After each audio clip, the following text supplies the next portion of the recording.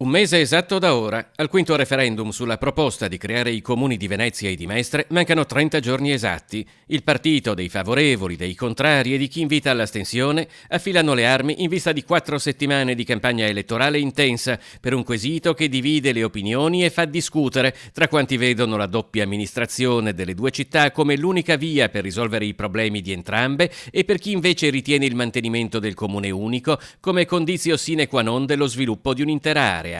Ed è un quesito che divide persino gli ex sindaci della città. Se ad esempio Mario Rigo ed Ugo Bergamo si sono pronunciati per la creazione dei due comuni, Massimo Cacciari e Luigi Brugnaro, seppur con qualche sfumatura diversa, sono per il mantenimento dello status quo. Perché il referendum consultivo sia considerato valido è necessaria un'affluenza alle urne del 50% più uno degli aventi diritto al voto nel comune di Venezia ed è qui che si inserisce anche la corrente che invita all'astensione ed ha annunciato in alcuni casi di non fare campagna elettorale.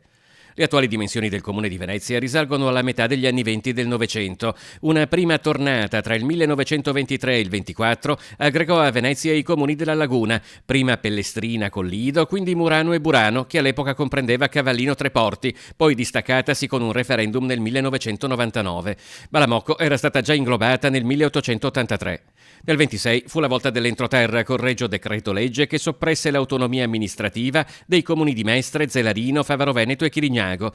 Nel 1917, per inciso, era già stata distaccata dal comune di Mestre e aggregata a Venezia la frazione di Bottenigo, poi Marghera, assieme ad una parte del comune di Mira. Non si trattò di processi indolori e sono scelte che fanno discutere ancora oggi, quando quasi 100 anni dopo la storia del grande comune di Venezia unificato è messo sotto esame degli elettori, che il 1° dicembre potranno dire se le decisioni di allora abbiano funzionato o meno.